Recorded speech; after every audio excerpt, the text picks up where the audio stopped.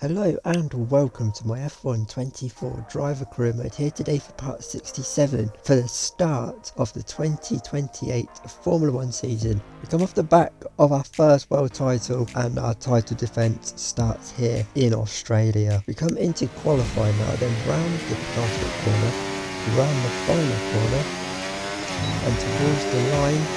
Hopefully we've got a car this year where we can actually defend our crown, come up to the line.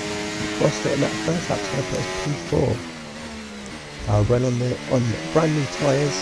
We found purple in the first sector, only personal best in the middle sector. But we come up to the line, we're going to cross it, and that's going to put us into P5. We drop down though further on in the session, and we couldn't improve on our final run, so we're going to start the race P6. So this is the grid ahead of the opening race of the season. It's Lando Norris on pole and it's Fernando Alonso alongside him. Then it's Sainz and Max Verstappen, George Russell and us, Leclerc and Oscar Piastri, Fittipaldi and Esteban Ocon round out the top 10. Then it's Hamilton and Tsunoda, Perez and Lance Stroll, Ricciardo and Albon. Then it's Gasly and Behrman, and on the final row of the grid is Joe in the Sauber and Vesti in the Haas. So as the cars find the grid spaces, then on the grid it's going to be a one-stop race, starting on the mediums, going to the hards. Does seem to be the default strategy to go. Can we kick off our title defence with a win? We won this race last season. Can we go back to back? Because the 5 red lights come on. We're racing down under in Australia, and we've got pretty shocking start there. We've been done by the Ferrari as we try and get into turn 1. We're going down the inside of the Red Bull of Max now, but we're being caught out by the other Red Bull of Fittipaldi. Fittipaldi's got us now going down towards turn 3. There's a lovely gap though. We're going to lunge it back down the inside at turn 3. Fittipaldi's going to try and hold it around the outside, and now we're going to hold it around the outside at turn 4, and he has to back out of it there. Does Fittipaldi. So we head up further around the lap, round the new part, towards the quick chicane. We're on the back of Charles Leclerc through the quick chicane, looking back at us now. This is Leclerc's on board as we're getting closer and closer now. No DRS on this opening lap, as we're going to do this dummy fade to the outside, go down the inside. Leclerc tries to hold it around the outside, but he can't, and he has to back out, and we're up into P6, back where we started. This is Max now just in front of us, battling with our teammate as round the outside. Can we get the Red Bull? No, we're too far back. We're too far back to have a go on Max, but George is through. Now we're going to come under pressure from Leclerc again. Leclerc's on the inside. We're going to try and hold it around the outside, get the exit, and we do get ahead. And George has got the Aston Martin there of Carlos Sainz as we go for a look down the inside of the Red Bull of Max Verstappen.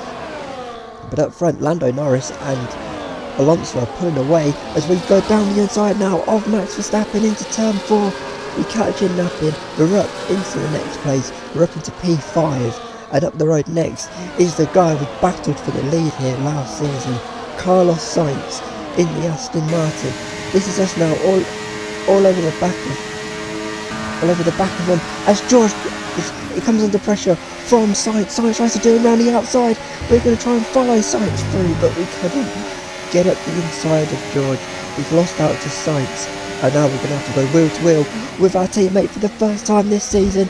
Down the inside we get George, and we follow Sainz through now. And now can we get down the road after the Aston and get ourselves onto the podium? As I said, this was a battle for the win last season. It's for P3 this time. To the inside of Sainz we go. We got the job done. Sainz can't hold it round the outside, and we're up into the podium places as Fernando Alonso leaves the Grand Prix from Lando. But we just struggled. The DRS is so powerful around here as this is George now trying to get Sainz back. He's going to go around the outside of Sainz. He's a bit too far back to get us round the outside, but it's now a Merc 3-4 for us. But which way round is it going to be? Because George has got an excellent slipstream. He's alongside us. Can he hold it to the outside? No, we show him the door, and he has to back out of it and live to fight another day. Can we get down the road now after the Aston Martin and the McLaren, and the answer was no, because George just felt it was a great idea to carry on fighting us. As we drop him off, we pulled away from the other Aston Martin of Carlos Sainz, but we just couldn't break away from George. I knew for a fact we had the pace to catch Alonso and Lando, but as George tries to get us into turn 1, we slammed the door firmly shut, just trying to break the DRS to get away, because the pace is there in this car, but we just can't get away. Maybe we should let him through, try and tow us along, but he wasn't quick enough for that, as there's yellow flags at the back for some reason, as George goes round the outside of us at turn 1, but we show him the door and we keep him behind once more, as that's what the yellow flags were. Oscar Piastri in his McLaren at his home Grand Prix. He retired here last season in his McLaren, and he's slowing down to retire this year. It's more bad luck at his home Grand Prix for Oscar Piastri. His day is done in Australia. It's now lap 9. We've held off George that time. Now into the final couple of corners, we've taken a lot of curb, we've dropped the back end, we've put a wheel into the grass, we've lost out to George, and now we may lose out to Sainz after a little trip over the gravel. We're trying to hold it around the outside of Sainz now. We get the job done. We also have the DRS, we were just behind, and that keeps us ahead of the Aston Martin, as there's still yellow flags for that McLaren of Piastri. This is a replay now of what happened. This is from George's perspective. We just dropped the rear. We've taken a lot of curb, it's just caught us out there. And now we've caught George back up. Now we're going back down the inside to retake the podium place. We've nearly dropped the back end again there. We've had a massive slide and corrected it on lap 11 of this Grand Prix. As now we are starting to get closer and closer towards the stops, as Lando's really taking the lead there of the Grand Prix from Fernando Alonso, but we're coming under pressure once more from George. We're just holding each other up here, we're getting nowhere, but we keep George behind, and that time we've gained a slightly better gap to him, but he's caught us back up again. The DRS and the slipstream is so powerful around here, as we nearly tap the wall. Coming into the pits to make our one and only stop of the day. We've badly timed it because I have the button set to the same as the timing and the pit limiter. 3.3 though, it's not great, but it's not terrible, as we come trundling down the pit lane. Now, can we do the undercut strategy in terms of finding a gap, getting the hammer down and pulling away from that pack behind, and hopefully breaking the DRS to our teammate, and hopefully have the pace to get down the road after Alonso and Lando, as this is Sainz making his one and only stop of the day. Where is he going to come out? He's gone a lap longer than us. As he comes out of the pits, where are we? There we are, we're already going into turn 1, as we go down the inside the Haas of Vesti. You can just about see Sainz in the background, as now we're on the back of the Sauber of Behrman, who retired here last season and is looking to finish this season. We get the job done though on him, and I'll put some cars and some distance between us and Carlos Sainz. And at the end of that lap, George going 2 extra laps longer. He's going to go into the hard same strategy, just going to have a bit of a tyre offset now. As he comes trundling down the pit lane, where are we going to be in relative to George? Have we got that gap? Yes, we have. We're disappearing into turn 1 before George even got to the end of the pit lane. So now this is the state of play after the stops. Lando leads the Grand Prix. He pulled away from Fernando Alonso in second, and we've pulled a big gap on those behind now, and we are hunting after that Aston Martin. By lap 19, we've caught the back of Fernando Alonso. We're going to have a little look to the outside, but we're too far back to have a go. We seem to have good pace on this hard tyre. Can we win this Grand Prix? As we're going to go to the outside of Fernando Alonso and keep it pinned all the way around the outside. You have to get up extremely early to do Alonso like that. And clearly We've got up extremely early, but Alonso is not having any of it. He's going to have us back here. It's like it is in the first stint, round the outside. We fend Alonso off, we show him the door, as this is Sergio Perez in the Haas having a massive engine failure. That Ferrari engine has gone bang in the back of that Haas. Perez's Haas debut literally goes up in smoke after just a couple of laps in this Grand Prix as we get towards the end of it. This is Alonso now. This has turned into the George battle where we just couldn't break the DRS and get away. I felt we had the pace to catch Lando as Alonso went to the inside, backed out of it. But now he has set us up very nicely for turn 3.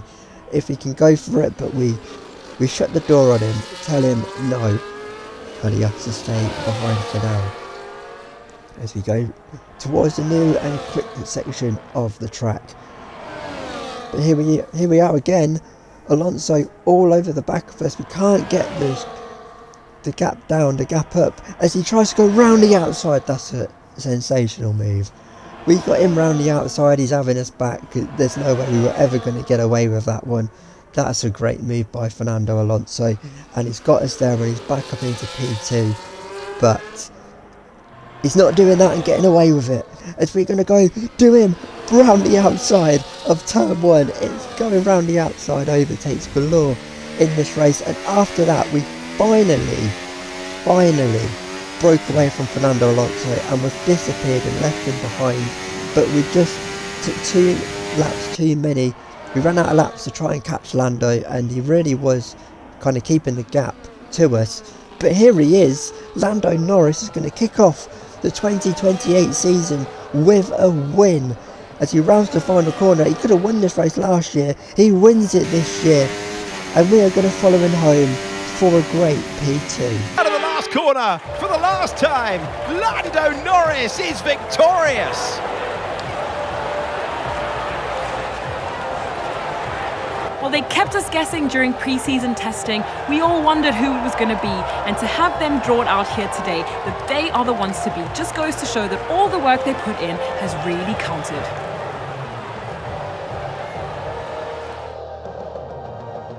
Our drivers are making their way out for the podium celebrations, and it's going to be McLaren picking up the winner's trophy. Congratulations to the entire team for that fantastic performance.